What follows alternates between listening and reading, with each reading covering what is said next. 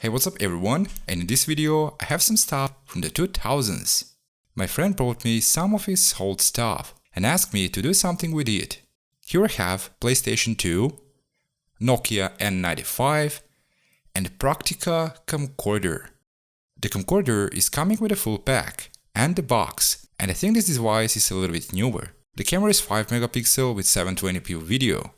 The only problem here is the side plastic is covered with rubber. And after years, this rubber got sticky. I charged the battery and I've done some tests, and the camera is still working fine. The Nokia N95 is in a worse condition. The case is scratched all around. The slider is bad, the flex cable is bad, and the display is not working, but everything else is functional. I mean, when I start the phone, I can hear sound in the background, but nothing else. And the last thing is the PlayStation 2. I was so very surprised and excited because this was the PlayStation that we used to play games with my friend when I was in a high school, which is 20 years ago and something. The PlayStation is still working, but the CD drive does not read CDs. Also, the CD drive mostly will stuck and won't open, and I can feel some smell like old dust and mold, which is very expected for such an old device. Well, let's start and fix all these devices and make some throwbacks. On this camcorder, I'm going to fix the side plastics only and do some cleaning. Back in the day, the cameras were more simple to disassemble compared to today ones. I never disassembled some of these models before. So first, I take a look around how the plastics are connected, where the screws are, and if there are some rubbers, I'm using magnets to check is there any screws from below. I'm using magnets because to avoid removing something unnecessary. 4 of the screws are located around the battery, and the other 3 are from the bottom side and 1 is under the rubber. First, I remove the battery cover or the battery door, and then I continue with removing other parts from the inside. I mean the buttons, the outer plastics, and separating the plastics.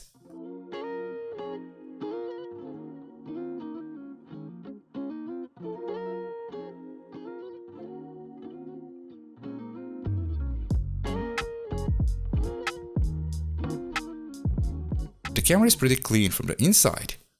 There is a very minor dust, but in general, the camera is in a mint condition.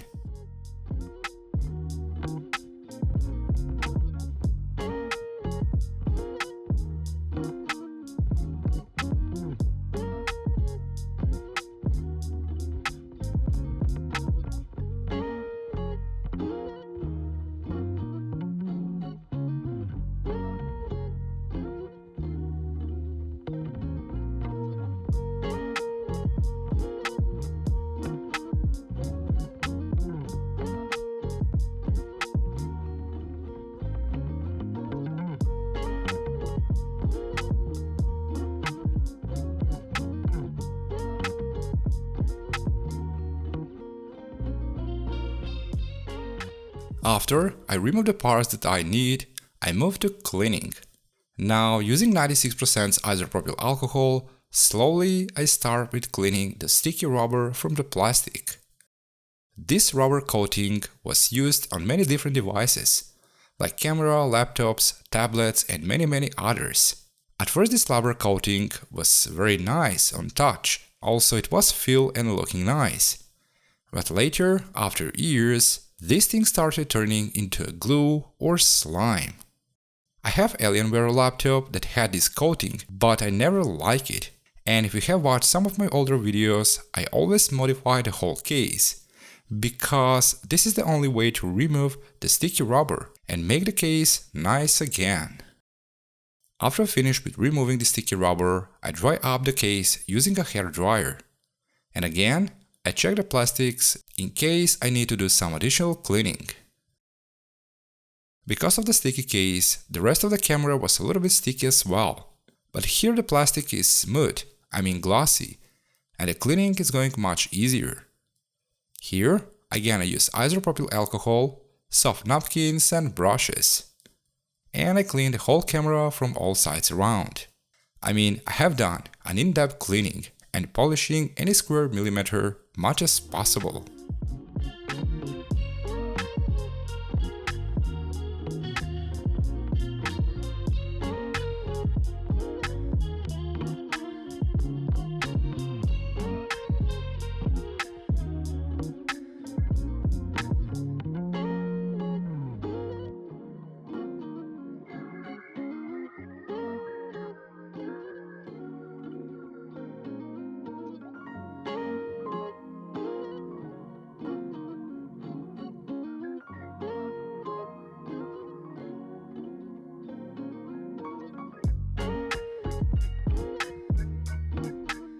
The strap was very sticky. To one side it's a little bit falling apart, but it's still going to be useful. Now I stick protective paper to some places, and then using black matte spray I paint the plastics.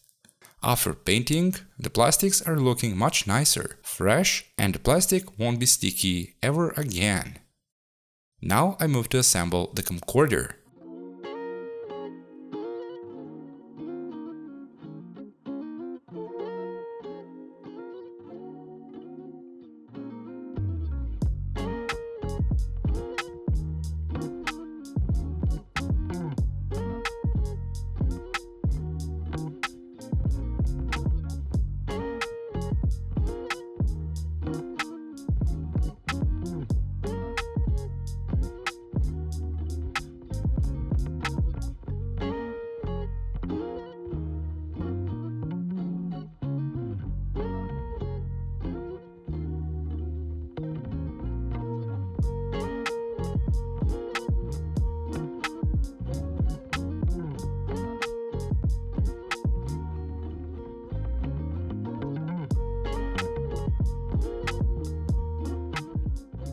Well, and this is the camcorder. Later we're gonna do some tests and do some videos, but now I'm moving to the Nokia N95. The N95 is still working. From what I can hear before. The motherboard is starting, the buttons are reacting, but nothing else. Pitch black display and no light on the upper keyboard. These phones are super easy to disassemble. And fortunately, I have some spare parts. Last year I restored one of these phones. And back then I bought some plus spare parts.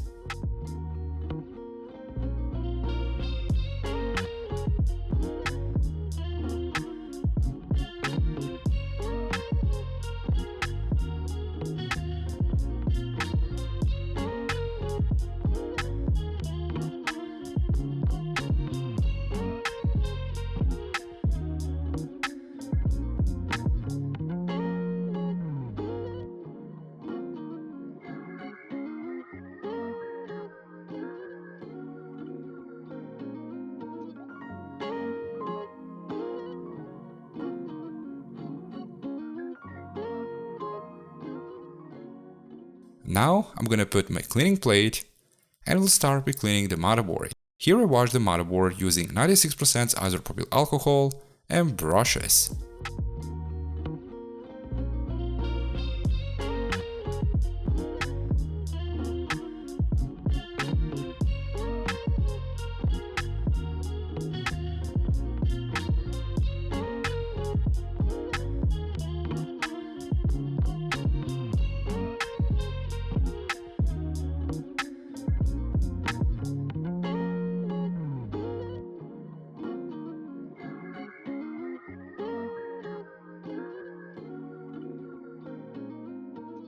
With the camera, I had to be more careful.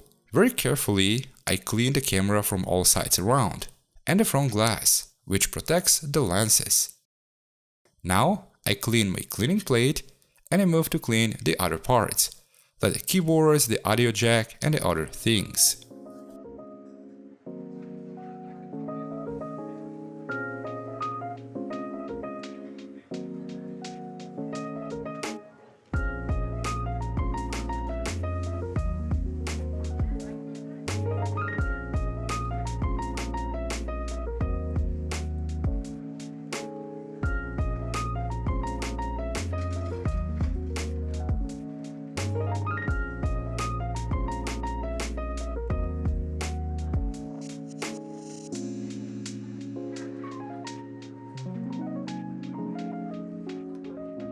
Well, and all these parts are clean, except the case. The case is sticky. I mean, it's the same as the camcorder before. I've tried to clean the case using isopropyl alcohol, but the color started washing out.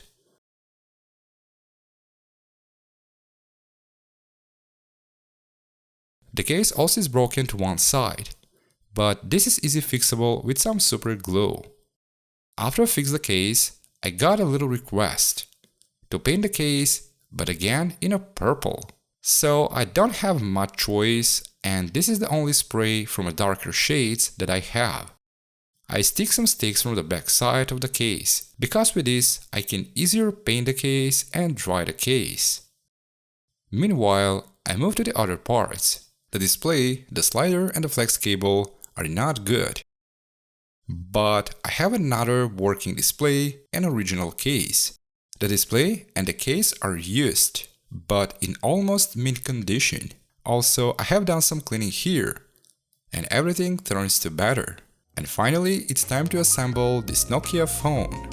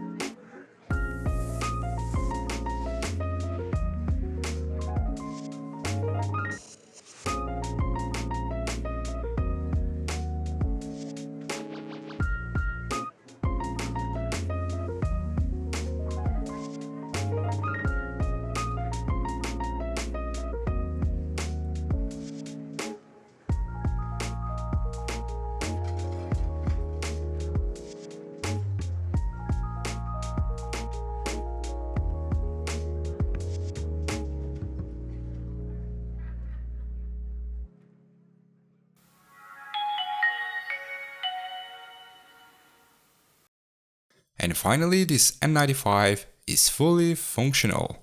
The display has one brighter spot in the left bottom corner, but that is not going to be a problem. The most important thing is, this early smartphone is fully functional. And finally, I moved to the PlayStation 2. This PlayStation is not in use for a very long time, and all these minor issues are very expected, like not reading CDs or having some other smaller problems. But the most important thing is, this PlayStation is still working. I start with a full teardown and removing and separating all possible parts and components.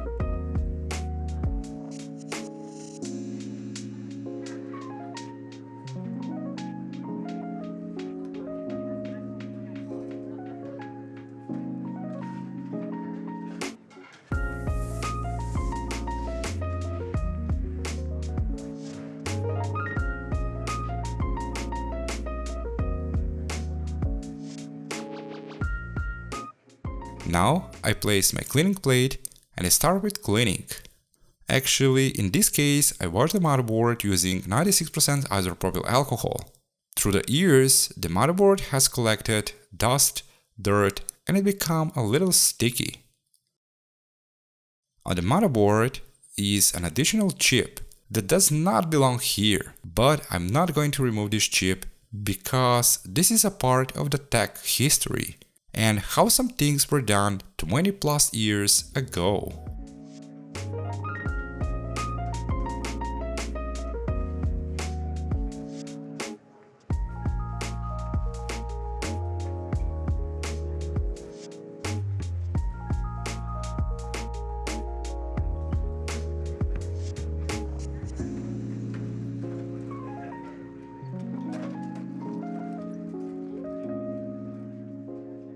After I washed the motherboard, I took a hair dryer and I started with drying the motherboard. While drying, I use clean brush because to polish all the parts around and remove any possible stains. The alcohol evaporates very fast, but always after cleaning, I leave the electronics for about 12 to 24 hours until everything is completely dry and safe to be connected to power. Now I move to clean the other parts from the PlayStation 2.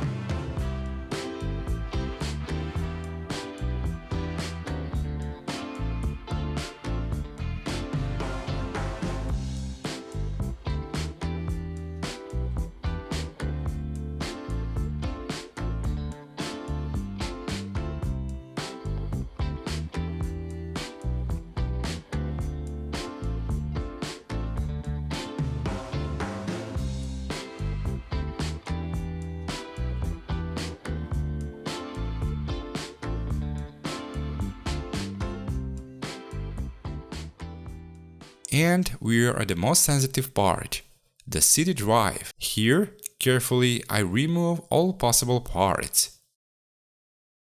Cleaning of the CD drive is the part that needs the most attention. The CD drive laser head is a very sensitive and easy to damage or scratch. So the cleaning here needs to be done very carefully. And here are used 96% isopropyl alcohol, cotton buds and brushes. Also, between any part of using the brushes, I always wash and clean the brushes, especially if I need to clean some sensitive electronics.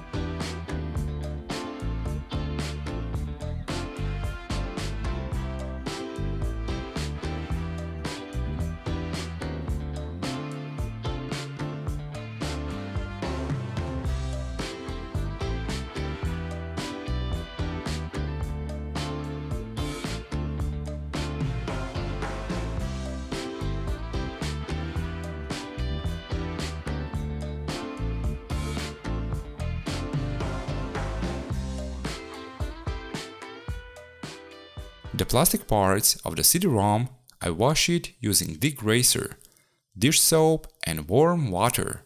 I'm using the same degreaser for cleaning the kitchen, oily parts or oily surfaces. I mean, this is nothing special. After cleaning, also, I always leave the parts in water for about 15 to 25 minutes until all the dirt is dissolved. And then I rewash all the parts using clean water and dish soap. After I wash the CD drive, I move to the case. I mean, washing the case and the metal parts from the PlayStation 2 in the same way.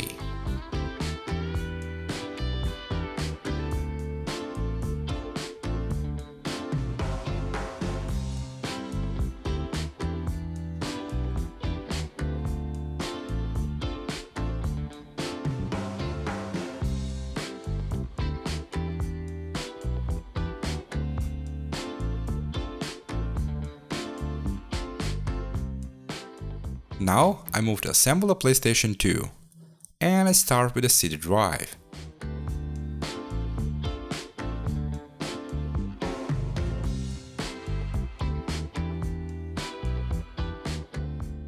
While assembling, I use silicone grease to lubricate the metal spinal rail.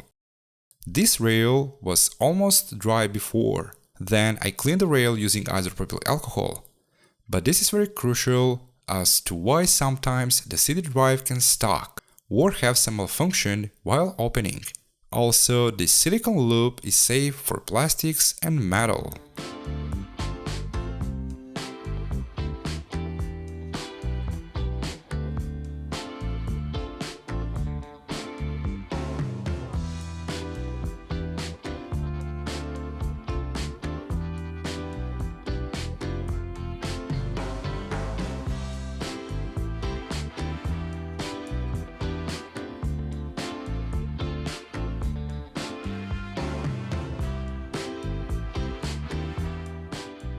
Also, I use the same silicone loop for the side metal rail. Assembling the PlayStation 2 can be a little bit complicated, maybe more tricky, but it's not hard. Some parts need to be connected carefully, especially the cooling fan cables and the flat cables from the CD drive. The cooling fan cable is a very thin and easy to tear, and the flex cables are easy to damage. So a little bit more attention is needed and comfortable position to connect all these components.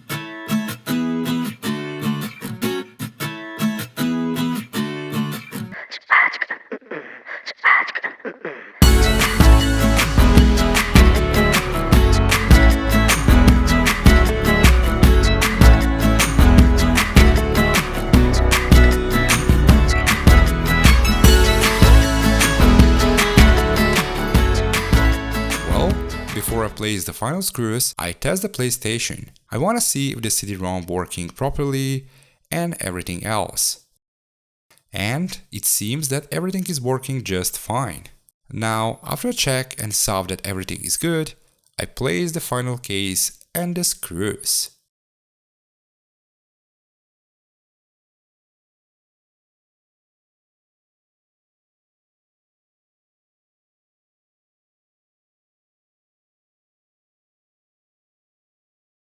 And finally, this PlayStation 2 is fully functional. Now, I'm going to move to some testing, showing the final result and showing additional shots that will make a little throwback in time.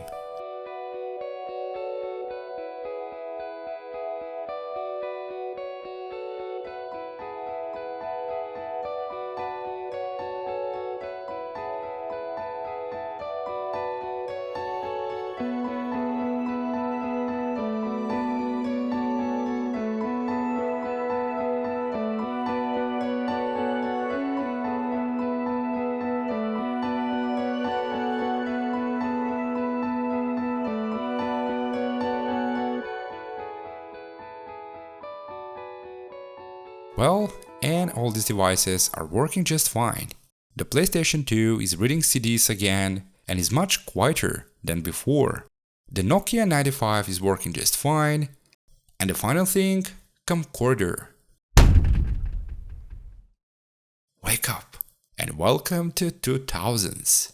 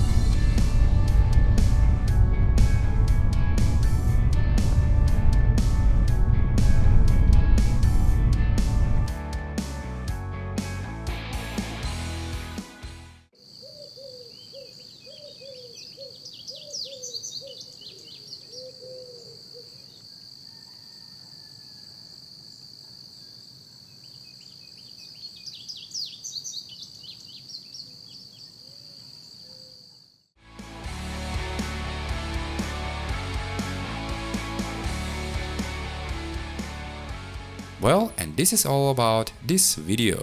The shots that you have seen before are made with a camcorder that I've restored in this video.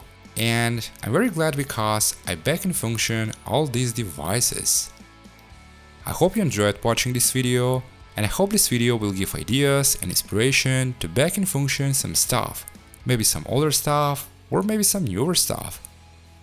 Thanks for watching, and I'll see you in the next video.